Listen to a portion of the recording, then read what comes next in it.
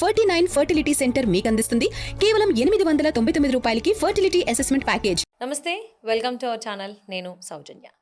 West బెంగాల్లో BJP వచ్చిన తర్వాత అక్కడ ఉన్నటువంటి సిచ్యువేషన్ చాలా చేంజ్ అయిపోయి అనేటువంటి వార్తలు మన ఈ మధ్యకాలంలో గత 1 or 2 డేస్గా వింటూనే ఉన్నాం, వార్తలు కూడా చూస్తూ ఉన్నాం. మరి ఈ అంశానికి సంబంధించి వారి అభిప్రాయాన్ని, వారి విశ్లేషణని మనతో పంచుకోవడానికి ఈరోజు మనతో పాటు ఉన్నారు senior journalist, political analyst Suresh Kochattil గారు ఉన్నారు. వారితో మాట్లాడదాం. నమస్తే. నమస్తే అమ్మా. సో వెస్ట్ బెంగాల్లో అక్కడ ఉన్నటువంటి లోకల్స్ అందరూ ముఖ్యంగా హిందువులే కలిసికట్టుకుని బీజేపీని గెలిపించుకున్నారు అనేది వాస్తవానికి కొంతమంది ఒప్పుకుంటున్నారు. కానీ ఇదంతా ఓటు దొంగతనం జరగడం వల్ల వచ్చిందనేది అపోజిషన్ పార్టీస్ అంటున్నాయి. సో కట్ చేస్తే ఇస్లామిక్ ఎవరైతే వాళ్ళు ఉన్నారో బంగ్లాదేశ్ నుంచి వచ్చిన వాళ్ళందరూ కూడా దొంగతనంగా వాళ్ళందరూ ఇప్పుడు మన ఇండియన్ బోర్డర్ వైపు మొత్తం వాళ్ళ సామాన్లన్నీ పట్టుకుని వెళ్ళిపోతున్నారు అనేటువంటి విజువల్స్ ఇప్పుడు మధ్యకాలంలో వైరల్ అవుతున్నాయి. ఈరోజు మార్నింగ్ నుంచి, నిన్నటి నుంచి కూడా. దీని గురించి మీరు ఏమంటారు అసలు? ఆ ఇష్యూ మనం అది పాత వీడియోలు కూడా ఉండొచ్చు, కొత్తగా ఉండొచ్చు. కానీ అక్కడ మెయిన్ ప్రాబ్లం నిన్నటి నుంచి ఏంటంటే మమతా బెనర్జీ ఎలక్షన్ ఓడిపోయిన తర్వాత నిన్న ఒక ప్రెస్ కాన్ఫరెన్స్ చేసి నేను ఓడిపోలేదు, నేను గెలిచాను, బీజేపీ ఎలక్షన్ కమిషన్ కలిసి 100 సీట్లు కొట్టేశారు, నేను రాజీనామా చేయను అని చెప్పారు. సో చాలామంది నా దగ్గర అడిగారు, సురేష్ గారు దీని లీగల్ కాన్స్టిట్యూషనల్ ప్రొవిజన్ ఏంటంటే సింపుల్, ఇవాళ రాత్రి 12 గంటలకు యాజ్ వీ స్పీక్ అండ్ ఇవాళ డేట్లో which is 6th May West Bengal assembly లేదు. ఇవాళ రాత్రి నుంచి 12 గంటలకు అయిపోతుంది. వాళ్ళ 5-year టర్మ్ అయిపోతుంది. అంటే ముఖ్యమంత్రి లేరు, మినిస్టర్లు లేరు, ఎమ్మెల్యేలు లేరు, ఎవ్వరు లేరు.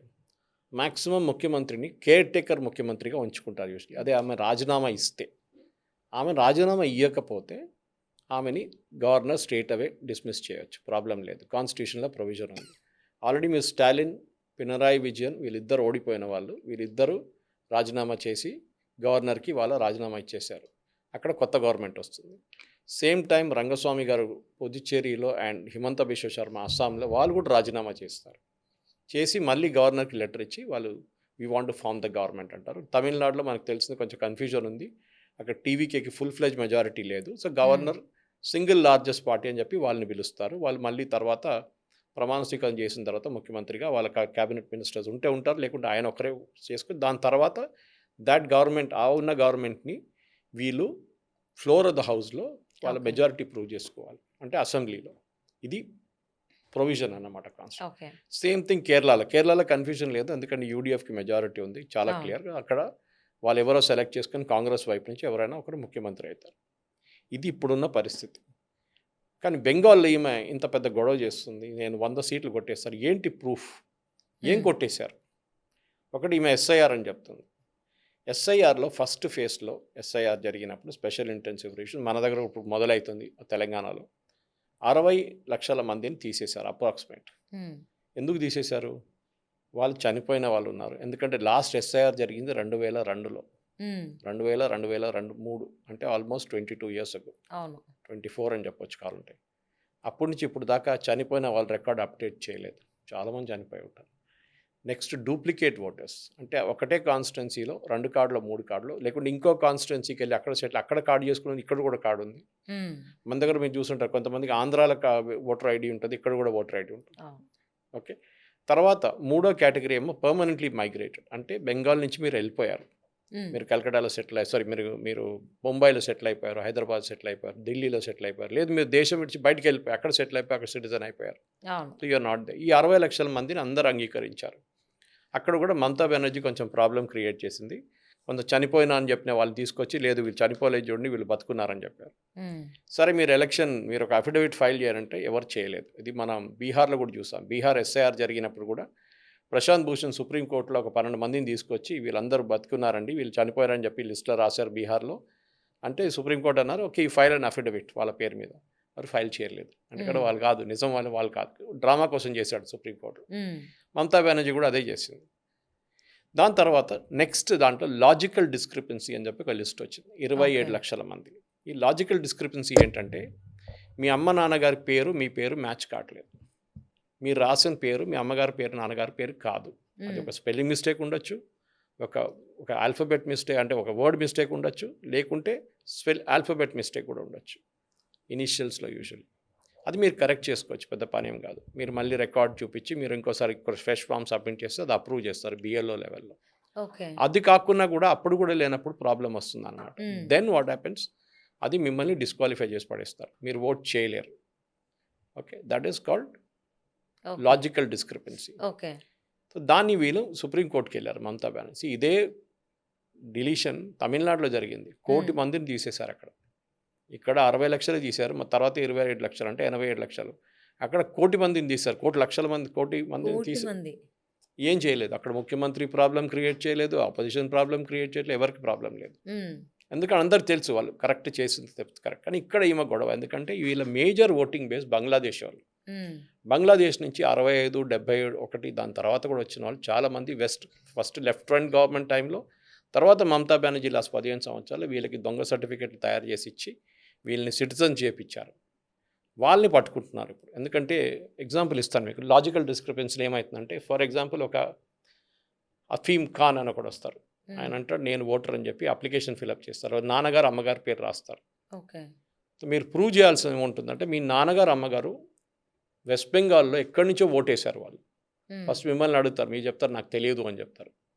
తెలుసు అంటే మీరు చెప్తారు ఈ కాన్స్టిట్యున్సీ బూత్ నెంబర్ నాకు తెలియదు, వాళ్ళు ఎప్పుడో 20 సంవత్సరాల ముందు ఉన్నారు, 15 సంవత్సరాల ముందు వాళ్ళు చనిపోయారు, ఇప్పుడు లేరు, నేను ఒక్కడే ఉన్నాను. ఓకే ఫైన్, వాళ్ళు చెక్ చేస్తారు. అట్లాంటి పేర్లు ఎవరు ఉండరు, కనెక్ట్ కావట్లేదు. కొడుకు అమ్మ నాన్న పేరుతో కనెక్ట్ కావట్లేదు, ఎందుకంటే వాళ్ళు లేరు, వాళ్ళు బంగ్లాదేశ్లో ఉన్నారు. అక్కడున్న సిటిజన్ ఇక్కడికి వచ్చేసాడు, వీడు ఒక్కడే పారిపోయి వచ్చేసాడు, అమ్మ నాన్న అక్కడే ఉన్నారు, వాళ్ళు బహుశా ఉన్నారో లేదో పోయారు ఉంటారు. ఇండియన్ రికార్డ్స్లో వాళ్ళు లేరు. ఇట్లాంటి 25 లక్షల మంది ఉన్నారు, యాక్చువల్లీ ఇంకా చాలా ఎక్కువ ఉన్నారు. ఎందుకంటే దొంగ సర్టిఫికేట్ తయారు చేసినప్పుడు వీళ్ళు వాళ్ళ కోసం కూడా తయారు చేశారు. అంటే 2001 ముందు వచ్చిన వాళ్ళు, లాస్ట్ ఎస్ఐఆర్ జరిగిన కన్నా ముందు వచ్చిన వాళ్ళకి లెఫ్ట్ ఫ్రంట్ వాళ్ళు తయారు చేసి ఇచ్చారు మొత్తం. ఓకే. డాక్యుమెంట్స్ అంతా వాళ్ళు సిటిజన్ చేసేసారు.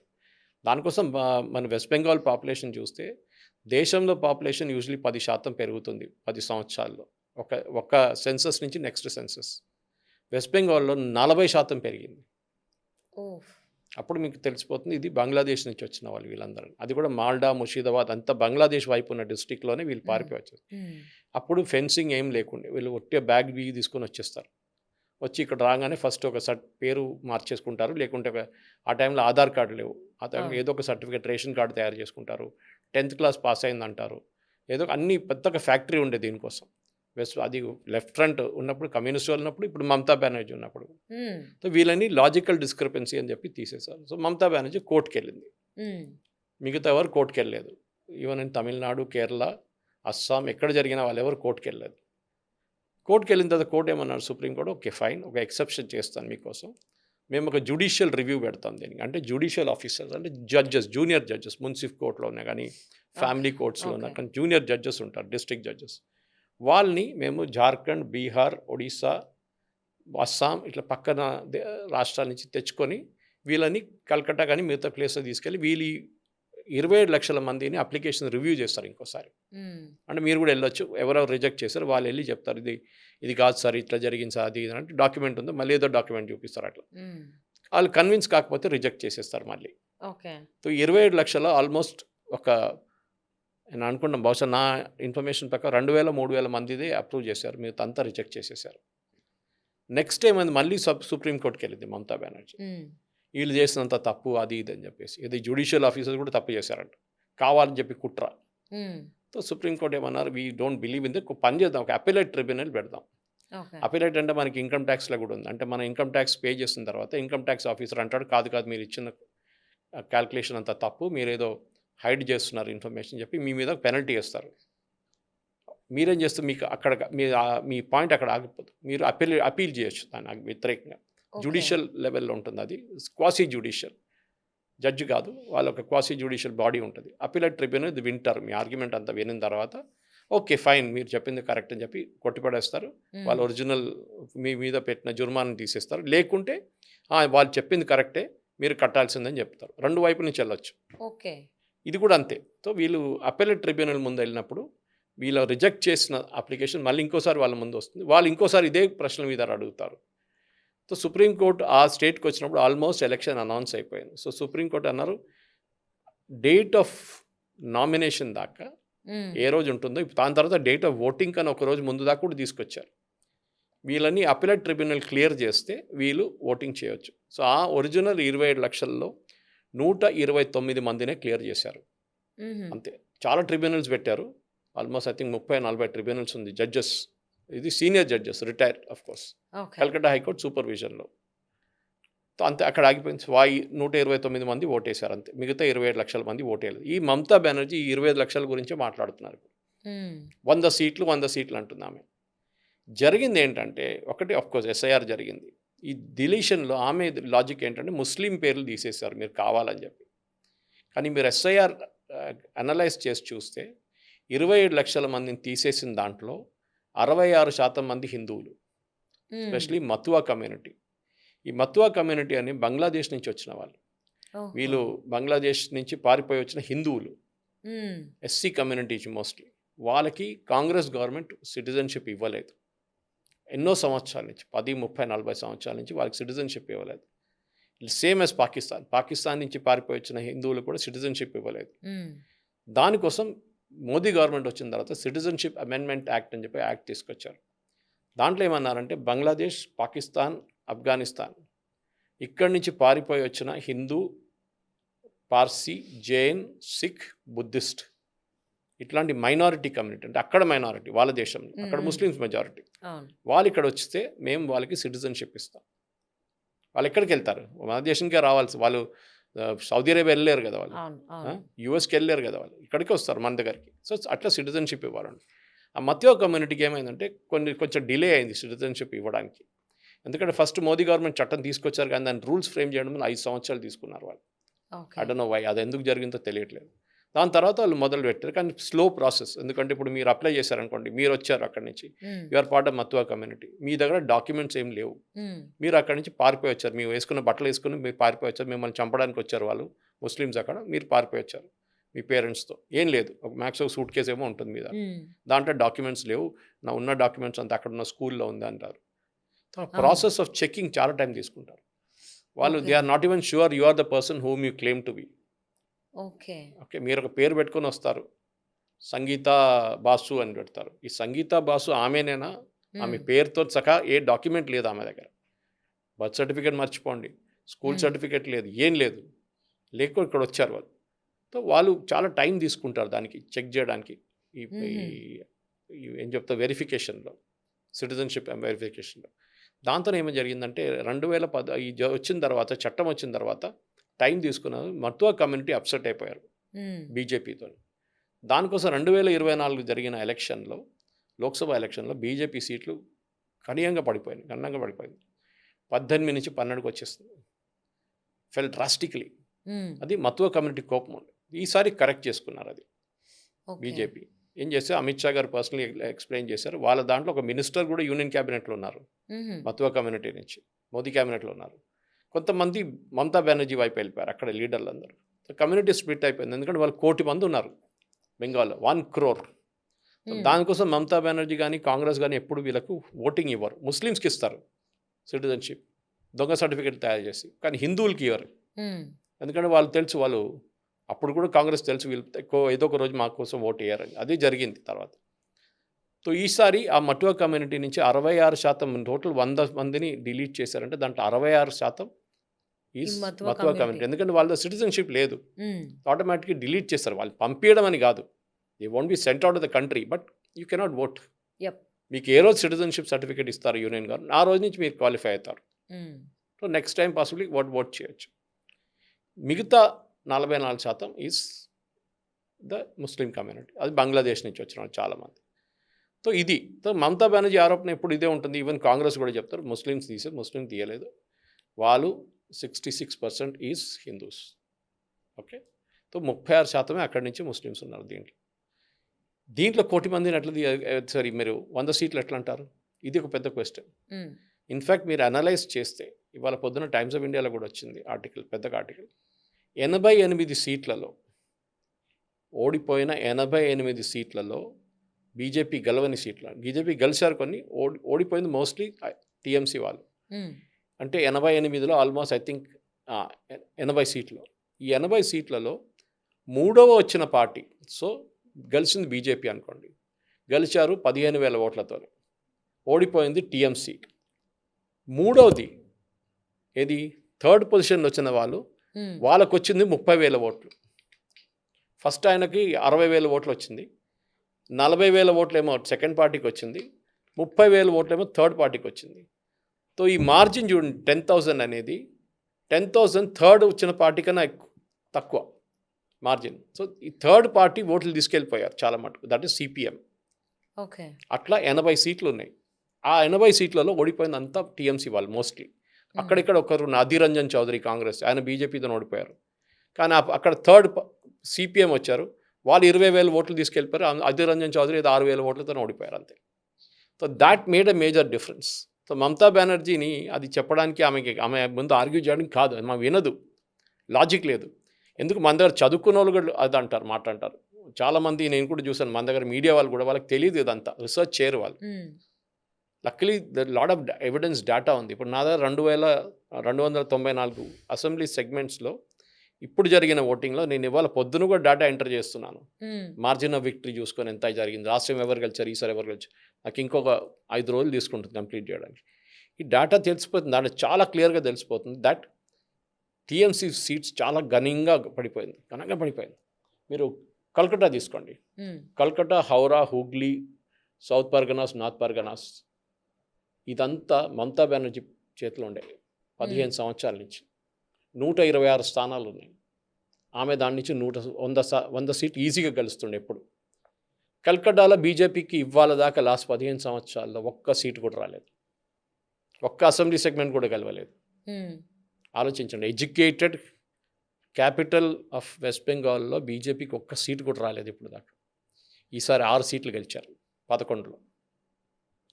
హౌరాలో కూడా అదే జరిగింది, హూగ్లీలో కూడా అదే జరిగింది, 24 పర్గనాస్లో అది జరిగింది. మాల్డా, ముర్షిదాబాద్ లాంటి ఏరియాలో కూడా కొన్ని సీట్లు బీజేపీ గెలిచారు. ఎందుకు, అక్కడ ఉన్న హిందువులు కన్సాలిడేట్ అయి ఒకటే పార్టీకి ఓటేశారు. వాళ్ళు చూశారు ఇటువైపు గేమ్ ఏం నడుస్తుంది అనేది. మమతా బెనర్జీ 15 సంవత్సరాల నుంచి ఈ ముస్లిమ్స్ కోసం వాళ్ళ బెనిఫిట్స్ చేయడం, అది చేయడం, ఇది చేయడంలో మాకేం రావట్లేదు, మమ్మల్ని హెరాస్ చేస్తున్నారు. సందేశ్ ఖాళీ లాంటి ఇంత పెద్ద రేప్ జరిగిన ఇన్సిడెంట్, ఎంతోమంది మహిళలను రేప్ చేశారు అక్కడ ఈ టీఎంసీ గుండాలు. ఇదంతా చూసిన తర్వాత హిందువులకు తెలిసిపోయింది, ఇంకా మాకు ఇక్కడ బతకాలంటే లేకుంటే బంగ్లాదేశ్ లాగా తయారైపోతారు, ఇది కూడా మేము బీజేపీని కల్పించాం. అదే జరిగింది. That is what happened at the end of it. మీరు డేటా తీసుకొని మొత్తం అనలైజ్ చేయొచ్చు, ఎంతమంది ఓటర్ని డ్రాప్ చేశారు, ఎన్ని ఓట్లతో గెలిచారు, మొత్తం చూస్తే ఎక్కడ ఏ ప్రాబ్లం లేదు. కానీ మమతా బెనర్జీకి ఎక్స్క్యూజ్ కావాలి. And worst part is Rahul Gandhi. వాళ్ళ పార్టీ వాళ్ళు అంటున్నారు ఈమె గుడ్ ఫర్ నథింగ్, ఈమెను ఓడించాలని చెప్పి కాంగ్రెస్ వాళ్ళు ఇంత కష్టపడి పనిచేసినా కానీ రాహుల్ గాంధీ వాళ్ళని సపోర్ట్ చేయట్లేదు, వాళ్ళ పార్టీ వాళ్ళని. మీరు మమతా బెనర్జీని తిట్టకండి, మీరు సెలబ్రేట్ చేయకండి, పండుగ చేసుకోకండి, ఆమె ఓడిపోయింది అంతే కదా, ఆమె మా లీడరే అంటుందండి. ఇది ప్రాబ్లం. సో మమతా బెనర్జీకి ఈ షాక్, ఆమె ఎప్పుడు అనుకోలేదు, కళల్లో కూడా అనుకోలేదు ఓడిపోతుందని. ఇప్పుడు 15 సంవత్సరాల తర్వాత ఆ రేప్ చేసిన ఇన్సిడెంట్లో చాలామంది, సందేశ్ ఖాళీ ఉండొచ్చు, ఆర్జీకార్ మెడికల్ కాలేజ్లో జరిగిన అమ్మాయితో జరిగిన రేప్ అండ్ మర్డర్ ఉండొచ్చు, వాళ్ళ అమ్మగారికి ఎలక్ట్ అయ్యారు ఎమ్మెల్యేగా. సో ఇట్లాంటి పరిస్థితుల్లో ఇప్పుడు అక్కడున్న ప్రజలు they taking law in to their own hands. అంటే వాళ్ళు ఎవరెవరు ఇన్ని రోజులు గుండా పని చేశారు టీఎంసీ వైపు నుంచి, వాళ్ళని ఇంటింటికి వెళ్ళి గుంజి బయట తీసుకొచ్చి కొడుతున్నారు. అది it's not correct, legally it is not correct. Okay, అదొక మాబ్ మెంటాలిటీ, మాబ్ జస్టిస్ అంటారు మామ. కానీ ఏం చేస్తారు, ఇంతకు ముందు వాళ్ళు అదే కదా 15 సంవత్సరాల నుంచి వీళ్ళ మీద చేసిన అత్యాచారాలకి వాళ్ళకి ఏదైనా ఆన్సర్ ఉండాలని ఇది చేశారు. మీరు అనేది నిజమే. అందరికీ తెలిసిందే మమతా బెనర్జీకి పవర్ లేకపోతే ఆవిడ చాలా డిస్టర్బ్ అయిపోతారు అని. ఎప్పుడైతే ఆవిడ చేతిలోంచి ఆ పవర్ లాస్ అయిపోతుందని ఆవిడకి అర్థమైంది, అప్పటి నుంచి ఆవిడ ఫ్రస్ట్రేషన్ ప్రతి మీటింగ్లో బయట పెడుతూనే వచ్చారు. సో ఇప్పుడు కంప్లీట్గా డిక్లేర్ అయిపోయింది ఆవిడకి అసలు ఏ ఛాన్స్ లేదు అని చెప్పేసి. ఇప్పుడు ఆమె ప్రజెన్స్ కూడా నిలబెట్టుకోవాల్సిన స్థితికి ఏర్పడింది టీఎంసీకి సంబంధించి. సో ఇప్పుడున్న సిచ్యువేషన్లో ఆవిడ ఏం చేయగలుగుతారు ఏంటి? సో అందుకోసమనే నేను రాజీనామా చేయను అనడం కావచ్చు, ఇంకో రాహుల్ గాంధీ సపోర్ట్ కూడా చేస్తూ ఉన్నారు. అసలు ఏం చేయగలుగుతారు నెక్స్ట్ స్టెప్? ఏం చేయలేరు, ఒక్కటే చేయగలరు. ఆమె ఇవాళ రాత్రి as we speak 6th night అయిపోయింది ఆమె. She is history. ఆవిడ సంతకం చేసి రాజీనామా చేసినా డిస్మిస్ చేసేస్తారు. రాజీనామా చేస్తే ఆమెని కేర్ టేకర్ చీఫ్ మినిస్టర్గా కంటిన్యూ చేయమంటారు. That is the usual thing. తమిళనాడులో అదే జరిగింది, కేరళలో అదే జరిగింది. You can continue till the new government is formed అంటారు. 9వ తారీఖు స్వేరింగ్ ఇన్ సెరమనీ ఉంది కలకటాలో. బీజేపీ వాళ్ళ కొత్త లీడర్ని ఎన్నుకుంటారు. ఆయన ముఖ్యమంత్రి, ఆయనతో పాటు కొంతమంది మంత్రులు స్వేరింగ్ ఇన్ చేస్తారు, ప్రమాణ స్వీకారం చేస్తారు. ఇది జరుగుతుంది. ఎట్లా అని మమతా బెనర్జీ ఏం చేయలేరు, ఒక్కటే చేయొచ్చు, చూస్తూ ఉండడం తప్ప. ఆమె సపరేట్గా ఆమె ఒక కొత్త గ్రూప్గా కాదు, ఒక్కొక్క వాళ్ళ క్యాండిడేట్, ఓడిపోయిన క్యాండిడేట్స్ అందరూ అప్లికేషన్ ఫైల్ చేయొచ్చు హైకోర్టులో అక్కడ.